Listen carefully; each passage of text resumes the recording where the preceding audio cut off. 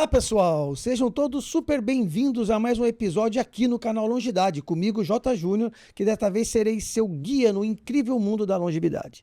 E hoje, qual é o tema que vai prender a nossa atenção? Sim, nós vamos nos aprofundar em aposentadoria. Estamos ansiosos para poder explorar esse tema e responder algumas perguntas que vocês com certeza têm. Como, por exemplo, quando eu vou pôr a mão na minha aposentadoria? E esse episódio ele está imperdível. Mas antes de apresentarmos nossa convidada especial, eu tenho dois avisos super importantes para você. Primeiro, se ainda não fez, inscreva-se no nosso canal e clique no sininho. Isso vai garantir que você não perca nenhum dos nossos episódios cheios de conteúdo valioso. E tão importante quanto isso, siga a gente nas nossas redes sociais. Diariamente compartilhamos uma variedade de conteúdos e informações essenciais para os longevos. É uma ótima maneira de você ficar por dentro de tudo o que acontece por aqui e ampliar ainda mais o seu conhecimento sobre como ter uma vida mais longa e com maior qualidade de vida. E aqui vai o segundo recado, que é especialmente interessante. Agora, você pode levar as nossas palestras para a sua empresa ou instituição. Nós estamos prontos para compartilhar o nosso conhecimento em temas variados, como saúde, bem-estar, carreira e trabalho para longevos e estratégias para uma vida mais longa e saudável, e muito mais. Imagine só você ter acesso presencial aos insights e experiências dos nossos especialistas em longevidade, bem aí no seu espaço, se beneficiando diretamente e beneficiando também a sua equipe ou o seu público. É uma chance incrível de enriquecer e inspirar todos ao seu redor, com conhecimento de ponta sobre longevidade. Até porque você sabe, né? Nós, longevos, vamos dominar o mundo e você precisa estar preparado para poder lidar com isso. Então não demore, entre em contato com a gente e veja como agendar esse enriquecedor evento aqui conosco. E agora, sem mais delongas, é hora de apresentarmos a nossa ilustre convidada de hoje. Aqui comigo está a Fernanda Lacerda. A Fernanda é advogada formada pela Unital, pós-graduada em Direito Processual Civil, especialista em Direito Previdenciário, tanto no privado quanto para quem é servidor público, sócia do escritório Lacerda Saic, Sociedade de Advogados. Ela é advogada, por mais que não pareça, advogada desde 2004. Iniciou sua carreira atuando na área civil e desde 2005 atua com exclusividade na área previdenciária. Fernanda, muito obrigado por aceitar o nosso convite. Seja muito bem-vinda. Eu que agradeço, Júnior. É um prazer estar aqui falando desse tema que é um pouco espinhoso, até dentro da minha classe mesmo dos advogados. É um tema bastante complicado e é um tema que vai afetar a vida de todo mundo num certo momento. Então, achei bem útil o convite. Estou muito lisonjeada de estar aqui hoje. Imagina, um prazer, obrigado. Agradeço. Para quem não sabe, né, a Fernanda, ela me auxiliou no meu processo de aposentadoria. Eu sou um recém-aposentado. Mas eu vou fazer uma pergunta para você, que é uma pergunta que todo mundo quer saber. Quando eu vou me aposentar? Quando que as pessoas vão se aposentar, Fernanda? Hoje em dia o que me perguntam é, será que eu vou me aposentar? Júnior, vamos lá. Antigamente, antes da reforma, nem tão antigamente assim, né? Estou falando de 2019, novembro de 2019. Antes, as pessoas elas tinham uma certeza. Completei 35 anos de contribuição, vou pedir minha aposentadoria. Ou, tenho 65 anos de idade, o homem, 60 a mulher, vou pedir a minha aposentadoria. Hoje, as regras se mesclaram. Então, a regra geral de aposentadoria é 65 anos para o homem, 62 para a mulher, com um mínimo de 15 anos de contribuição. Aí você vai falar assim, nossa, então melhorou, não preciso mais de 35 para o homem, nem de 30 para a mulher.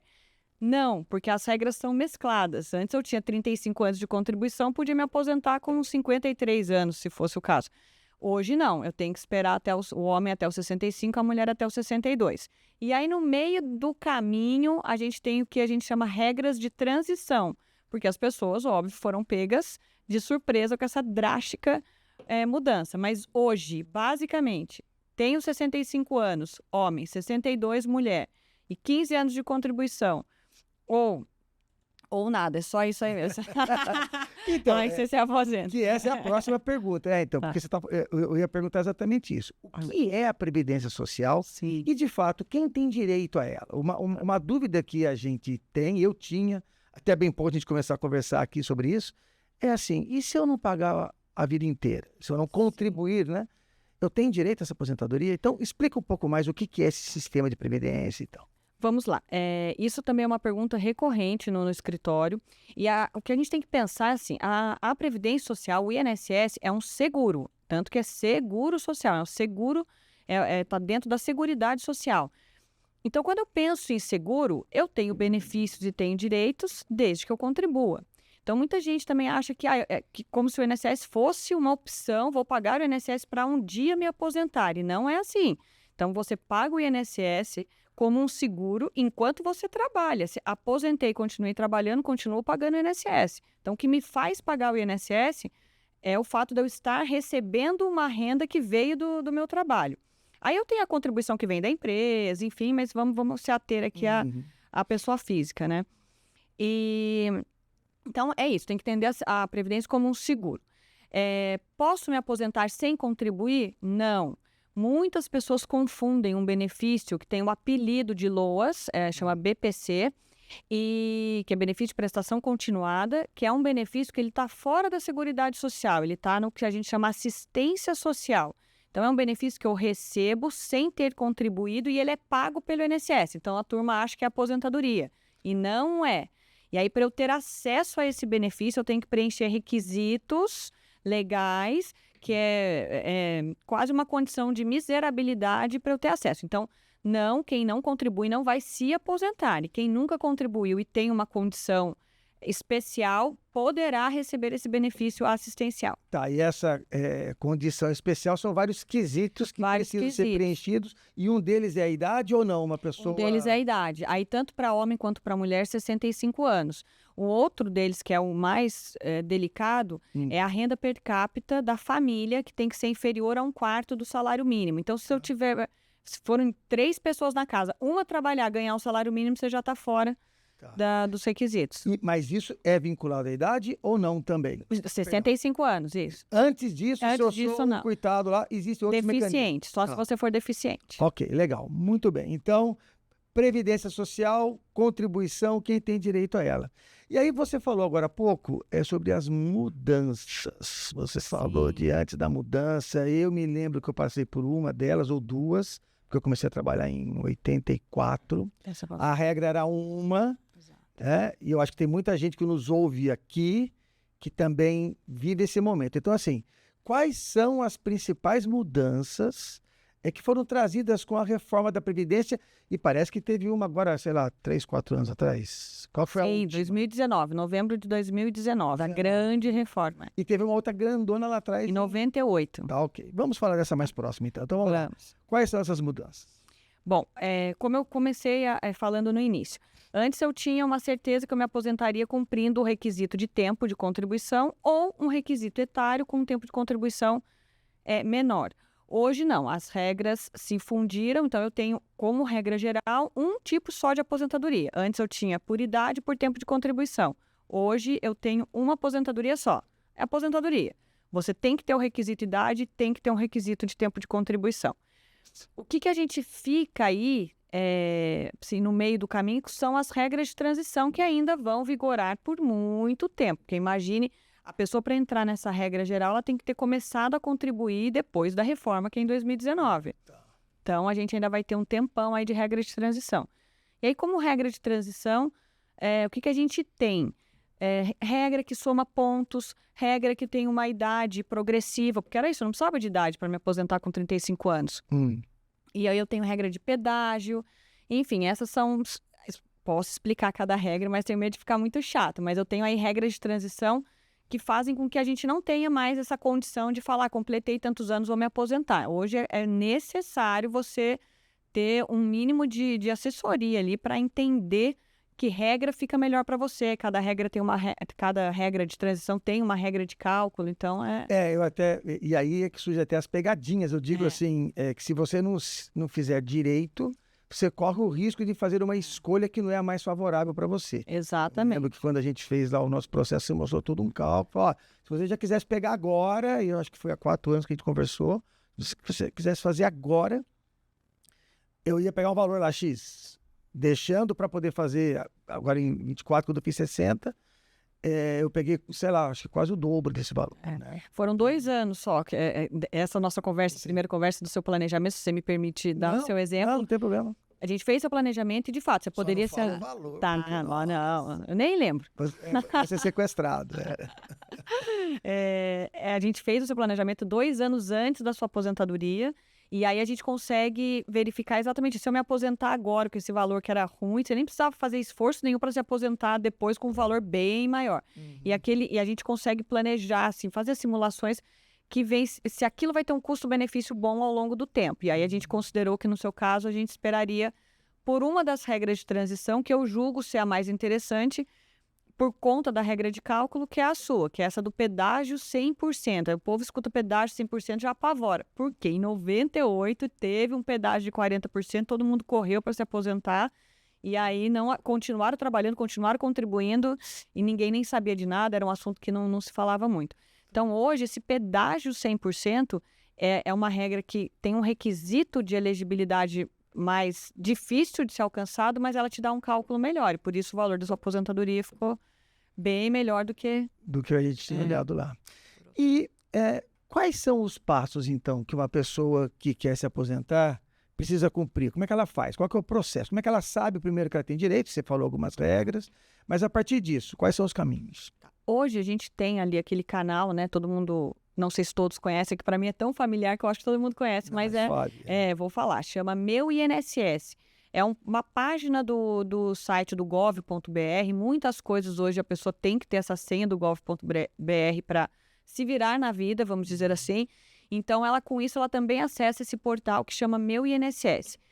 Ali, ela tem o extrato de contribuições da vida dela toda. Então, ali ela tem todos os vínculos de trabalho ou os vínculos de pagamento, né? Não necessariamente só como empregado, mas se ela pagou como facultativo ou como empresário, ela vai ter ali esse registro de todo o seu tempo e todas as suas contribuições. E o tal do Meu INSS faz ali uma simulação da sua aposentadoria.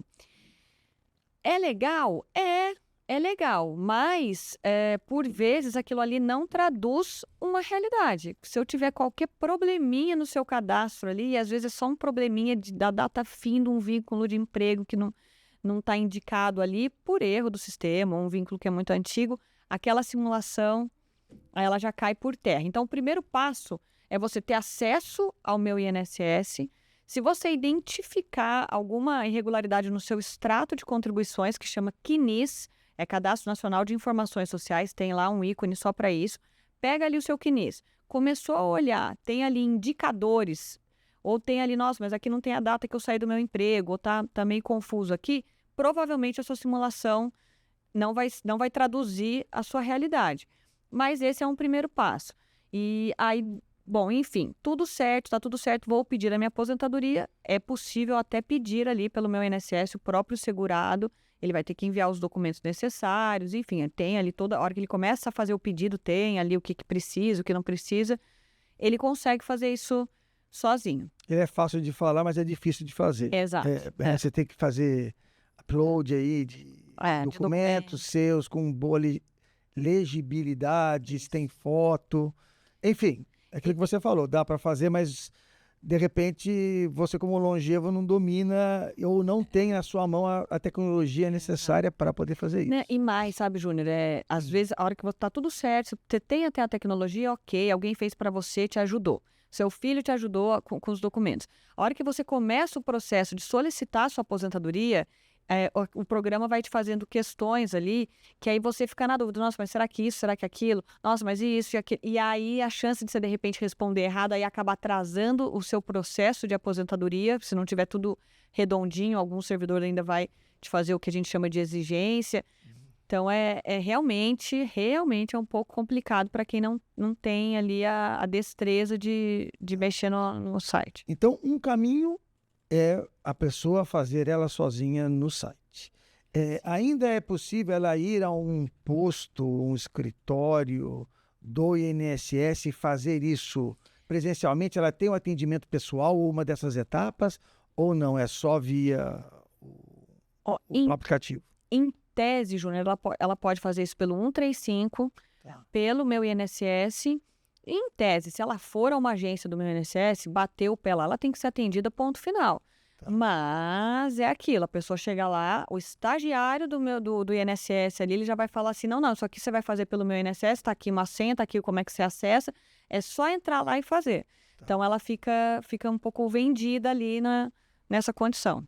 Tá. E a outra possibilidade é lançar a mão de algum especialista, Isso. um profissional especializado em fazer isso, que via de regra um advogado. Existe algum outro profissional que faz isso, tipo contador ou alguma coisa assim? Sim, hoje, assim, o que a gente vê são muitos escritórios de contabilidade que eles deixam ali um funcionário designado para aposentadorias.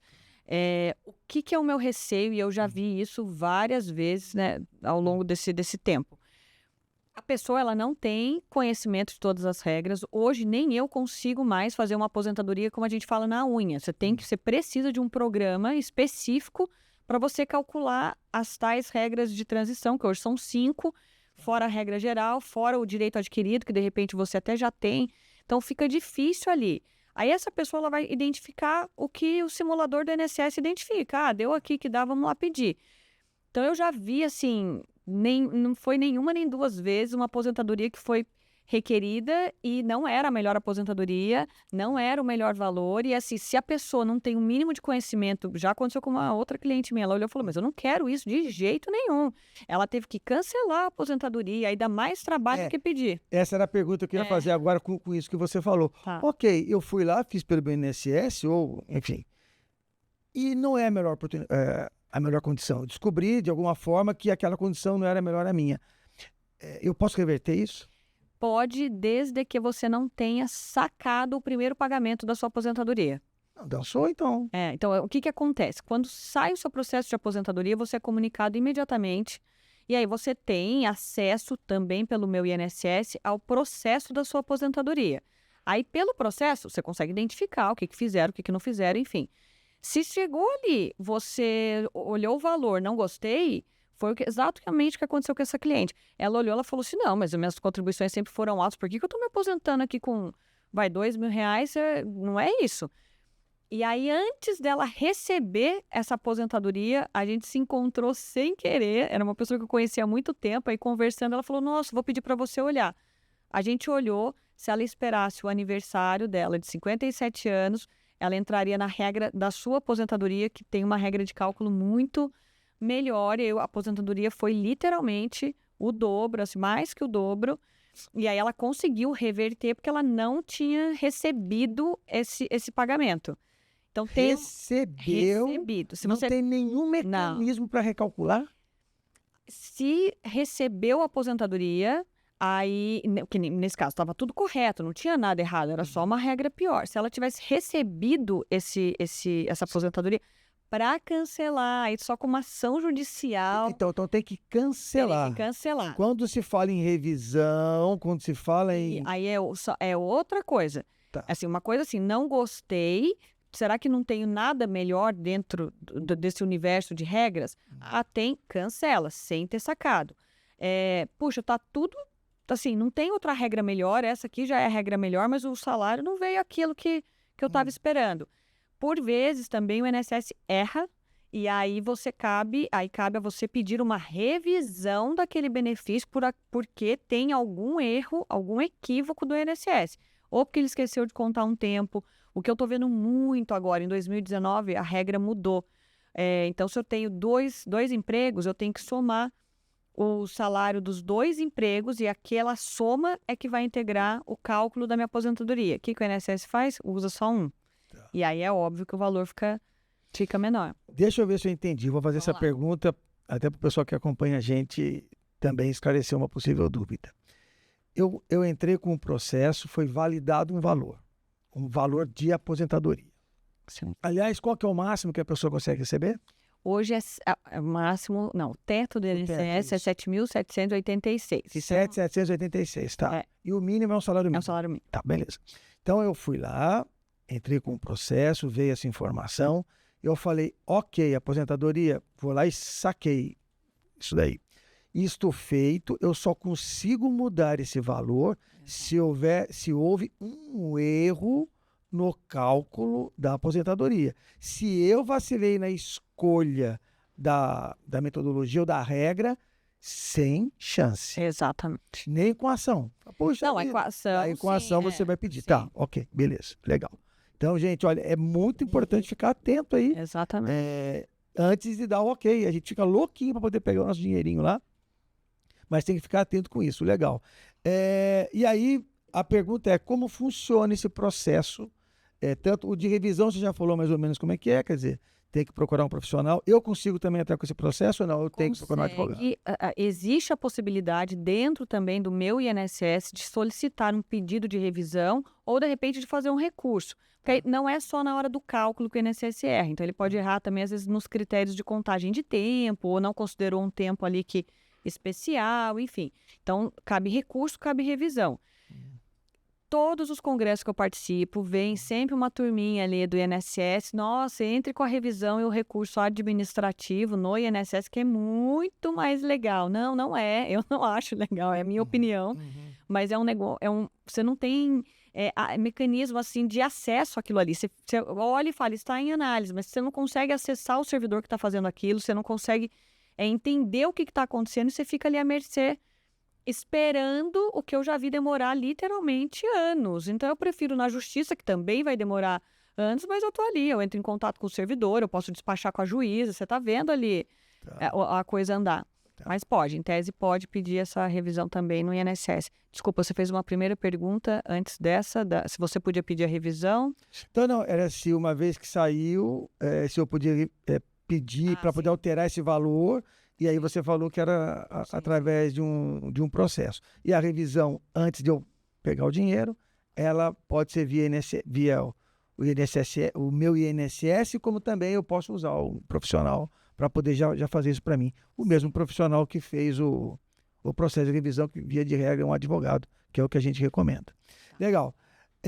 Agora eu vou fazer uma última pergunta aqui, que a gente vai ter um outro bloco para poder falar de como eu me planejo para a aposentadoria. Isso. Então, calma que vai ter esse episódio, a gente está explicando como funciona, mas a gente vai ter um segundo episódio falando como você planeja a sua aposentadoria. Mas antes da gente encerrar esse episódio, eu quero falar de uma coisa que aconteceu comigo e eu acho isso vou usar uma palhaçada. Assim que a minha aposentadoria saiu, que eu recebi lá a notificação, que você me avisou, eu comecei a receber um sem fim de ligações de empresas financeiras, eu não vou citar nomes aqui, mas assim, oferecendo crédito, o crédito consignado, mas para pensar, eu estou falando de 10 a 15 ligações por dia, com o sistema de central de atendimento muito mal feito, você percebe que é uma coisa caseira, que eles devem terceirizar com uma pessoa que fica em casa com criança chorando, fazendo essa ligação automática. Eu tenho certeza que isso não deveria acontecer, porque os nossos dados são privados. Aliás, é minha aposentadoria, é um dado super pessoal, está lá. O que eu posso fazer para isso não acontecer? Bem, primeiro, porque acontece, eu vou arriscar, porque você de repente não pode falar, eu vou arriscar que assim, os nossos dados são passados para essas empresas de várias formas, talvez de algumas formas legais, a gente pode chamar assim, e outra de alguém que deve vazar essa informação para alguém, né? Mas, e aí, o que eu posso fazer para poder parar isso? Ai, Júnior, aí você tocou num ponto, assim, que é complicado. Todos os clientes reclamam disso. E, por vezes, assim, nem eu recebi ainda o e-mail confirmando que aquela aposentadoria foi deferida e o cliente já está recebendo ligação. Sendo muito honesto com você, isso não é passado de uma forma legal, isso não tem como ser passado de uma forma legal, porque é isso, seus dados hoje só você acessa. Há um tempo atrás, uns bons anos atrás, você acessava a carta de concessão de um benefício sem senha, sem nada, mas você ainda precisava do número do benefício. Então também não é, vou chutar ali, não era nem o CPF, que é um número mais comum, era o número do benefício. Mas, de uns tempos para cá, não, é só com a tal da senha do meu INSS, que é a mesma do gov.br. Então, assim, esses dados eles são fornecidos realmente de uma forma ilegal. O INSS ele tem convênio com alguns bancos que ele usa para fazer esses pagamentos da aposentadoria. Não sei se são os bancos, não sei se é o próprio INSS, mas esses dados eles vazam de uma maneira ilegal. E é ostensivo mesmo, o incômodo Sim, dessas pessoas. É impressionante. A gente estava aqui antes de gravar, né? Um pouquinho antes de gravar, eu recebi uma ligação. A gente está aguardando o outro convidado. Entra. Quem me dera, eu ia colocar a gravaçãozinha. Que o pessoal já deve conhecer qual que é a gravação. Então, assim, o que a gente orienta? O que você também já fez, aí, bloqueando os números. Se começa a ligar muito e fica insistindo, às vezes, com empréstimo, às vezes uma pessoa... Eu vou falar pela minha mãe, ela atende, escuta, ela fica, não, obrigada. Não, mãe, nem atende, desliga. Quando começa a incomodar muito, fala, olha, eu vou fazer um boletim de ocorrências, não parem de me incomodar, enfim. Quanto a isso, infelizmente, a gente não tem muito o que fazer, mas o que tem que ficar atento é com os empréstimos, porque não bastasse a quantidade de ligações, por vezes são feitos empréstimos naquela aposentadoria sem que a pessoa tenha autorizado. E aí, aí sim a gente tem como... é um crime. Tem medidas, é um crime, não. E aí você tem medidas até para parar aquilo, para reaver o seu dinheiro, enfim. Então, o primeiro passo é fazer uma denúncia no Portal do Consumidor, que também é uma página do gov.br, e aí pedir o cancelamento, a exclusão desse empréstimo, óbvio. O segundo passo, isso aí é muito simples de fazer, tem lá no meu INSS, é um serviço que você bloqueia o empréstimo consignado. Então, é como se você falando para o INSS assim, eu não quero empréstimo consignado. Aí você evita uma fraude. Só que se você um dia quiser, aí também você vai ter que entrar lá de novo, pedir para desbloquear, e aí vai um tempo. Mas, mas é uma maneira, né? Evita a fraude. Agora, com relação a essas ligações, já que a gente sabe que os envolvidos nesse processo, muito provavelmente, seja o próprio governo ou uma instituição bancária, eu não consigo fazer uma ação pública aí em algum lugar, no PROCON, para que isso seja apurado e achem que são as pessoas, ou seja, é uma brecha aí, uma vulnerabilidade que a gente tem? Ô, Júnior, pode. É isso que eu brinco às vezes. O caminho é esse, eu vou numa delegacia lá fazer um boletim de ocorrência. Não, enfim, mas aí para você identificar quem é o responsável por aquilo, é complicado. Aí chega num ponto que você fala assim, nós estamos no Brasil, a burocracia daquele tamanho. Aí chega num ponto e fala, tá bom, é mais fácil eu atender do que eu ficar aqui brigando com o delegado. Até para registrar o boletim de ocorrência vai ter dificuldade. Ok, então, como a gente está vendo aí, tem muita coisa boa, não é? Da gente aposentar. Não é um processo fácil, a gente vai ver no próximo episódio, mas também tem alguns ônus aí. Fernando, eu vou agradecer a sua participação, a sua boa vontade de ter vindo aqui, falar com o nosso público, e vou lembrar mais uma vez você, nosso ouvinte, pessoa que nos assiste, que nos segue, que continue nos seguindo nas redes sociais. Quem não segue, passe a seguir, clica no sininho, assista os nossos podcasts, divulgue, compartilhe isso para as pessoas que você entende que são interessadas nesse tipo de assunto, que podem fazer bem para elas, ok? Muito obrigado e até a próxima.